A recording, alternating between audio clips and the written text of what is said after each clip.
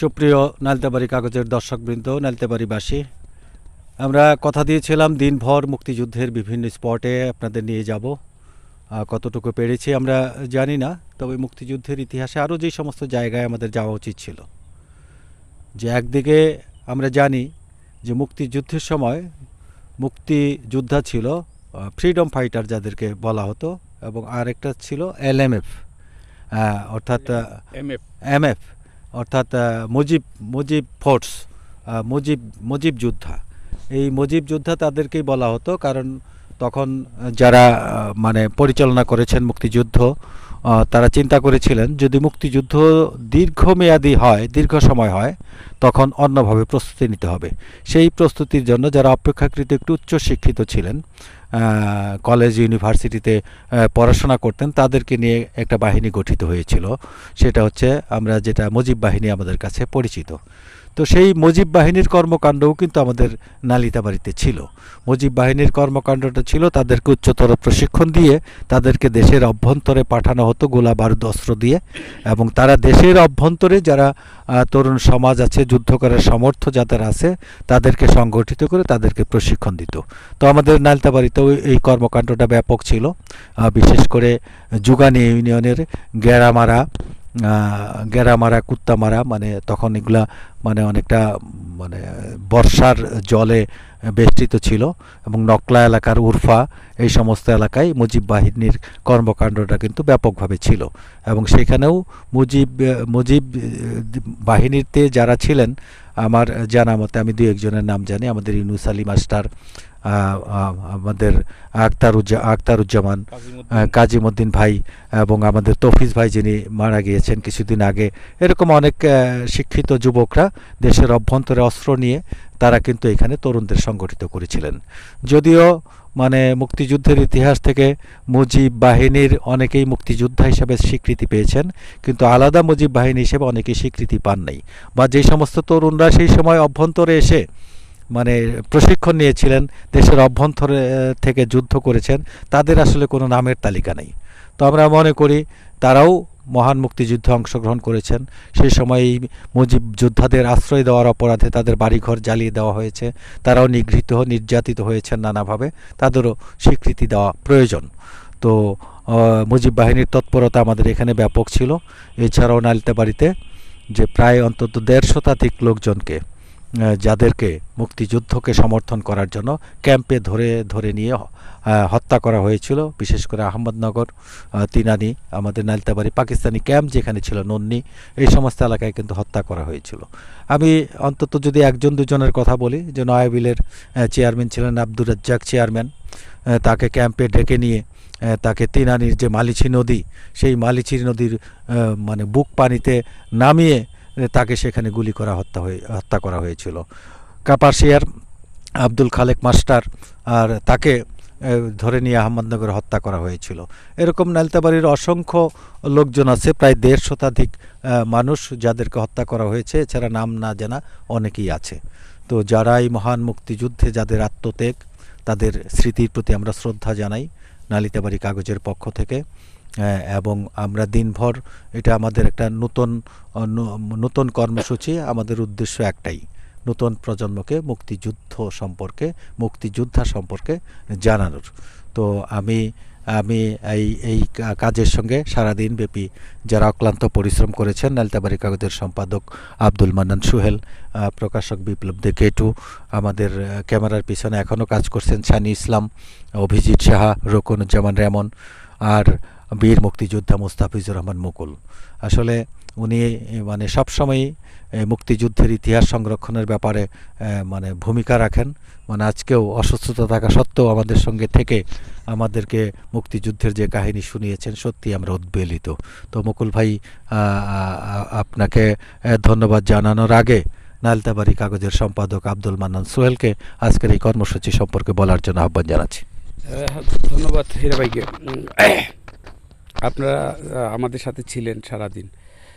মুকুল ভাই অসুস্থ ছিলেন, তারপরেও আমাদের নালিতাবাড়ি কাগজের ডাকে তিনি আর না করতে পারেননি। আমরা তাকে নিয়ে সীমান্তবর্তী এলাকায় চলে এসেছি। তো মুকুল ভাইয়ের কাছ থেকে যেসব স্পটগুলোতে যে ধরনের তখনকার যে গণহত্যা বলেন বা যেখান থেকে তারা বিভিন্ন পদক্ষেপ নিয়েছিলেন যুদ্ধের, আমরা জায়গাগুলোতে গিয়েছিলাম। সত্যিকার অর্থে মুকুল ভাইয়ের যে বর্ণনা এবং হীরাবাইয়ের যে চমৎকার উপস্থাপনার মধ্য দিয়ে মুকুল ভাইয়ের যে বাস্তবিক কথাগুলো আজকেও আমাদেরকে শিহরিত করেছে। আমরা আবেগী হয়ে গিয়েছিলাম। আপনারা জানেন যে আসলেও নালিতাবাড়ী কাগজ মুক্তিযুদ্ধকে প্রাধান্যতা দিয়ে কাজ করে যায়, এগিয়ে যায়। নালিতাবাড়ী কাগজের সাথে আপনারা থাকবেন। এবং সর্বশেষ না বলে পারছি না, অবশেষে আমরা মুকুল ভাইয়ের এই খামার বাড়িতে এসেছি, একদম সীমান্ত ঘেঁষা। তিনি আগে থেকে বলে রেখে আমাদের জন্য, সবার জন্য খাবারের ব্যবস্থা করেছেন। সত্যিকার অর্থে আজকের এই কাজটা করতে যে একটি পিকনিকের মতো আয়োজন হয়েছে। আমরা নালিতাবাড়ী কাগজের পক্ষ থেকে মুস্তাফিজুর রহমান মুকুল বীর মুক্তিযোদ্ধাকে সশ্রদ্ধ সালাম জানাই। ধন্যবাদ মান্নান সোহেল। বিপ্লব দেখে তার একটু অনুভূতি শুনতে চাই দিনব্যাপী এই কর্মসূচির। ধন্যবাদ হীরাবাইকে। আজকের মানে আমাদের এই অনুষ্ঠানটি সারাদিন দিনব্যাপী যে আজকের যে আয়োজন ছিল, সত্যি যদি না আসতাম অনেক বড় একটা জিনিস মিস করতাম। আমার জন্ম 1971 সনে, আমি যুদ্ধ দেখিনি, শুনেছি। আজ একজন জীবিত মুক্তিযোদ্ধার কাছে আমি যা শুনলাম সত্যি শিহরিত। আমরা না আসলে এগুলি জানতাম না। মুক্তিযুদ্ধের এত সুন্দর করুণ ইতিহাস, কিভাবে যুদ্ধ হয়েছে, কোথায় হয়েছে, কিভাবে হয়েছে, এগুলো না জানা কথা আমাদের আজকে জানা গেল। তার জন্য বীর মুক্তিযোদ্ধাকে আমি সালাম জানাই। এবং আজকের দিনটিকে স্মরণ করে রাখার জন্য আমরা মনে করি যে আমাদের আরও নালিতাবাড়ীর ইতিহাস, বিশেষ করে মুক্তিযুদ্ধের ইতিহাস, আমরা যে সমস্ত জীবিত মুক্তিযোদ্ধারা আছেন এখন পর্যন্ত, তাদের জন্য আমরা স্মরণ করে রাখতে পারি। এই জন্য আমরা নালিতাবাড়ী কাগজের পক্ষ থেকে আগামী দিনের আরও অনেক কর্মসূচি হাতে নেওয়ার চিন্তাভাবনা করছি এবং করবে হীরাবাই, সোহেল সহ আমরা সবাই করব। তবে আজকের দিনটি যেন স্মরণীয় হয়ে থাকে সবার কাছে, মানে স্মৃতির পাতায় আরেকটা অধ্যায়ে থাকবে, এই বলে আমি আমার বক্তব্য শেষ করছি। ধন্যবাদ সবাইকে। ধন্যবাদ বিপ্লব দেখে। আমি সবশেষ আরেকটু কথা বলতে চাই যে আসলে নালিতাবাড়ীতে কাগজে কলমে মুক্তিযোদ্ধার সংখ্যা মানে স্বীকৃতপ্রাপ্ত 350 মতো। তো এখন কিন্তু জীবিত আছে 165 জন, অর্থাৎ বাকি সবাই কিন্তু বীরত্বের স্বাক্ষর রেখে আমাদের ছেড়ে চলে গেছেন। বাকি যারা আছেন তারাও হয়তো মানে বেশি দিন থাকবেন না। এক সময় মুক্তিযোদ্ধাদের দেখার জন্য হয়তো জাদুঘরে গিয়ে ছবি দেখতে হবে।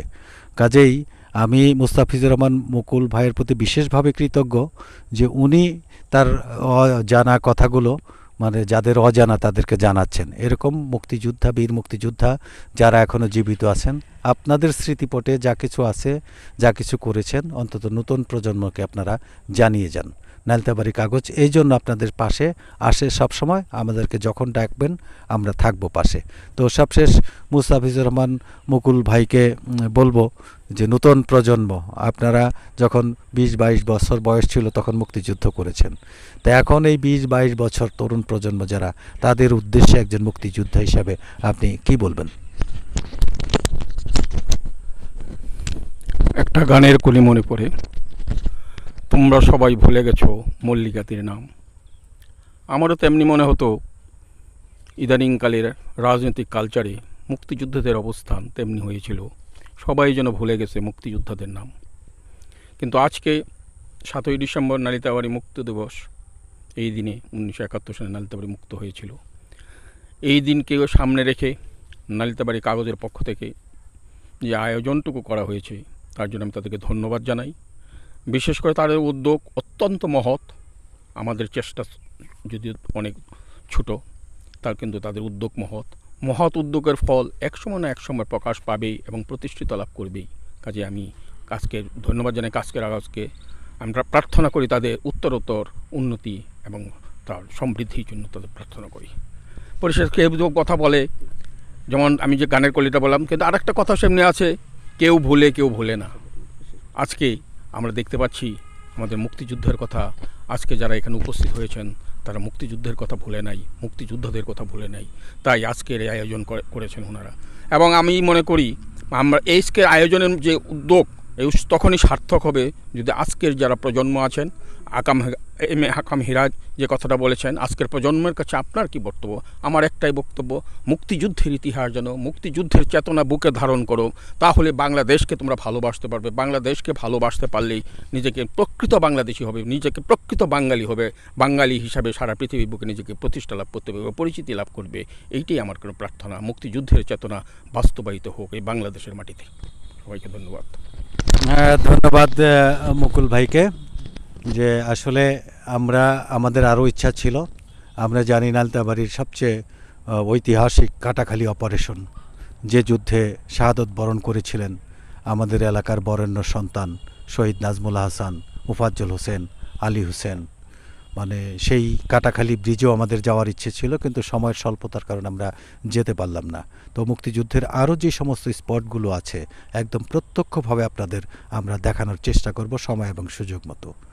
তো যারা শাহাদত বরণ করেছিলেন, বিশেষ করে আমাদের নালিতাবাড়িতে 21 জন বীর মুক্তিযোদ্ধা সহ এবং 150 জন সাধারণ মানুষ যাদেরকে নিয়ে হত্যা করা হয়েছিল, এবং যাদের যতটুকু আত্মত্যাগ আছে, যে সমস্ত নারীরা নিগৃহীত হয়েছিলেন, সবার প্রতি সশ্রদ্ধ সম্মান রেখে আজকের মতো আমরা বিদায় নিচ্ছি।